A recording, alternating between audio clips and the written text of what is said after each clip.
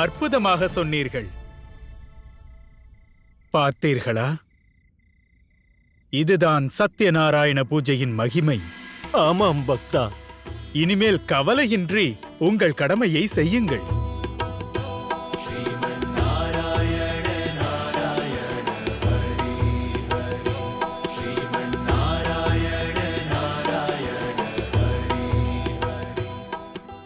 பூசாரியே, சத்யநாராயணரின் பூஜையை எவ்வாறு செய்ய வேண்டும் என்று கூறுங்கள்.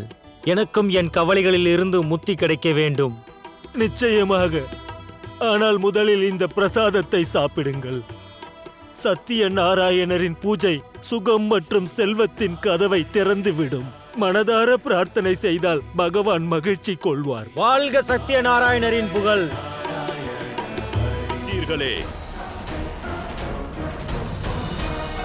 அப்போது எனக்கு பரிந்து பேச என்னோடு யாரும் இல்லையே.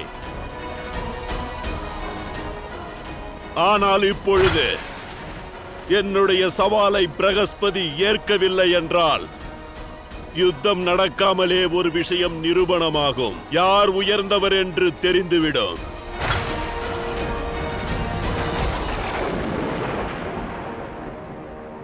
கூறுங்கள், சத்யநாராயணர் வாழ்க! என்ன விஷயம் நாராயணரே? என்ன விஷயம் குழப்புகிறது? இந்த அத்தியாயம் முடிந்துவிட்டது தேவி. ஆனால் சுக்கிராச்சாரியாருக்கும் பிரகஸ்பதிக்கும் நடுவில் ஆரம்பித்துள்ளதை நாம் தடுத்து நிறுத்தவில்லை என்றால் சங்கடங்கள் நிகழ்ந்து ஓர் புதிய அத்தியாயம் தொடங்கிவிடும். பெறுவார்கள்.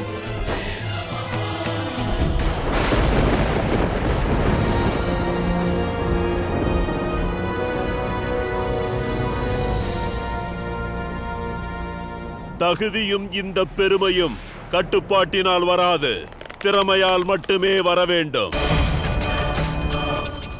யுத்த பூமியில் ஆயுதங்களை கீழே போடுவது மரியாதை ஆகாது, அது கோழைத்தனமாகும். அதனால் நான் சுக்கிராச்சாரியார் ஒருபோதும் கோழை அல்ல.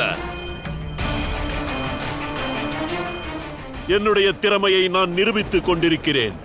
சொல்ல போனால் எனக்கு ஒரே ஒரு லட்சியம்தான் உள்ளது. ஆகையால் என் லட்சியத்தை தடுக்க பார்க்காதீர்கள். தள்ளி நில்லுங்கள் நாராயணரே. காரணம் இப்போது உங்களாலும் என்னை தடுத்திட முடியாது. தாங்கள் உங்கள் கர்மங்களை செய்யுங்கள். நான் என்னுடைய கடமையை செய்கிறேன். எச்சரிக்கை நாராயணரே. காரணம் என்னுடைய வழியில் மரியாதை என்கின்ற தடைகளும் இல்லை, என் கைகளை அன்பால் கட்டி போடவும் இல்லை. இன்று என்னுடைய மகேஸ்வராஸ்திரம் உங்களையும் அழிக்காமல் விடப்போவதில்லை.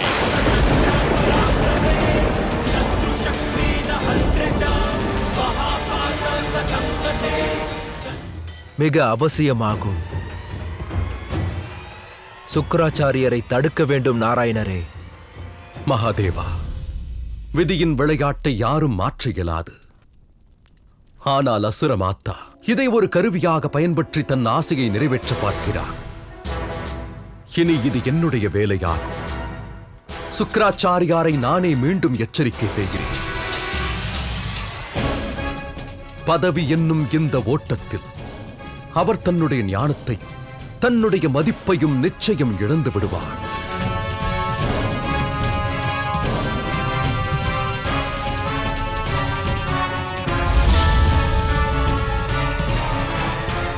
உங்கள் அவமானத்தை பற்றி அவர்கள் கவலைப்படவில்லை.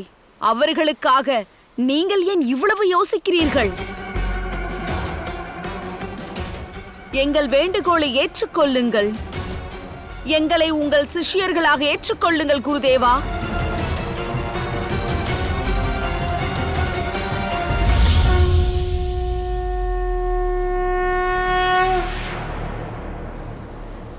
நிர்ணயிப்பது பெரிது, ஆனால் விளைவு ஆபத்தில் முடியும்.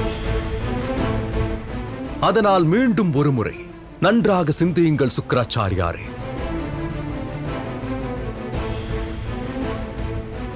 நாராயணரே, நீங்கள் நான் சொல் காத்திருங்கள். அவர் வருவதற்காக நாம் காத்திருக்க வேண்டும். எவர் வருகைக்காக காத்திருக்க வேண்டும்? அவன்தான் அசுரர்களின் பாக்கியத்தையே மாற்றி அமைப்பான். இந்த தாய் தித்தியின் கற்பத்தில் ஒரு சிசு வளர்ந்து வருகிறது.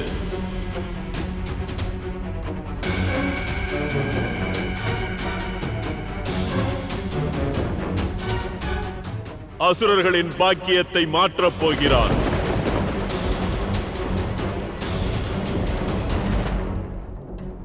நீங்கள் எனக்கு குரு என்னும் மரியாதையை கொடுத்தீர்கள். நான் உங்களுக்கு வாக்களிக்கிறேன். நான் என்னுடைய யுக்தியாலும் புத்தியாலும் அசுரத்தாயின் கற்பத்தில் வளர்ந்து கொண்டிருக்கும் சிசுவை இந்த உலகத்தின் அதிசக்திசாலி பயங்கர அரக்கனாக நான் மாற்றப் போகிறேன். அவன் பெயரை கேட்டு தேவகணங்கள் மட்டுமல்ல, இந்த உலகமே நடுநடுங்கி போய்விடும்.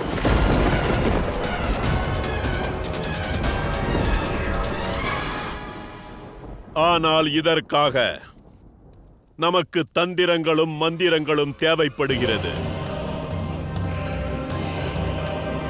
நான் ஒரு சர்வசாதாரண மற்றும் மிக சக்திசாலியான அசுரராஜனுக்காக ஒரு கணம் கூட தன் சுவாமியை விட்டு பிரிந்திருக்க முடியாது பிரபு. இந்த சாபத்திலிருந்து எங்களை காப்பாற்றுங்கள் பிரபு. நாராயணருடன் இருக்கும் எங்களது சௌபாக்கியத்தை பறித்து விடாதீர்கள் பிரபு.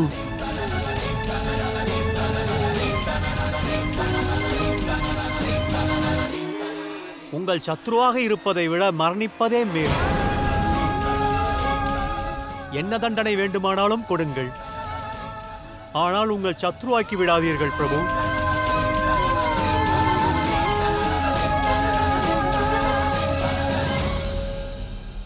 நான் நாராயணன், பிரம்மதேவரின் மானச புத்திரர்களிடம் என்னுடைய காவலர்கள் சார்பாக தங்களிடம் கைகூப்பி மன்னிப்பு கேட்டுக் கொள்கிறேன். நாராயணா, நாராயணா, நாங்கள் பூஜிக்கும் சுவாமி நீங்கள் எங்களை பாவத்திற்கு ஆளாக்கி விடாதீர்கள்.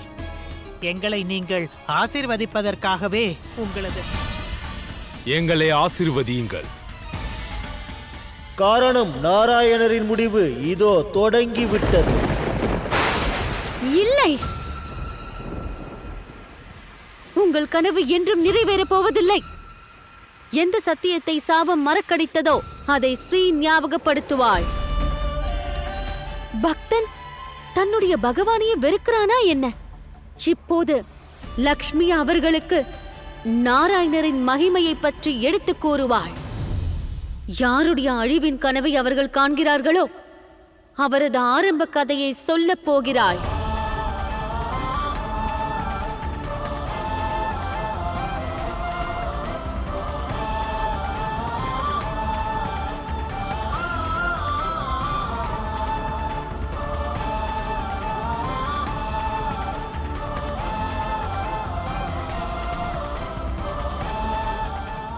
அமருங்கள் நாராயணரே.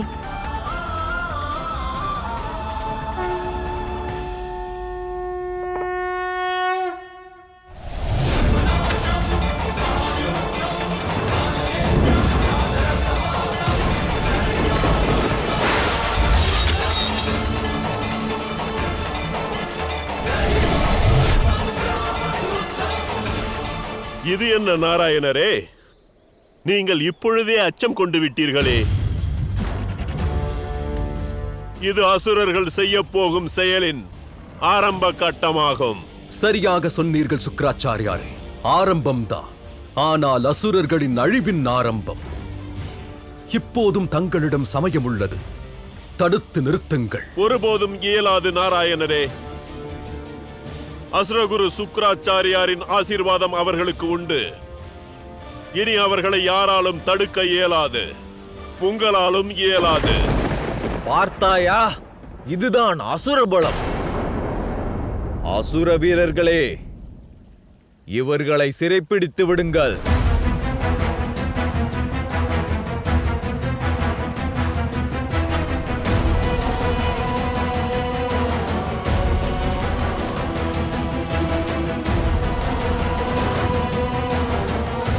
இது புது யுகத்தின் ஆரம்பம் நாராயணரே.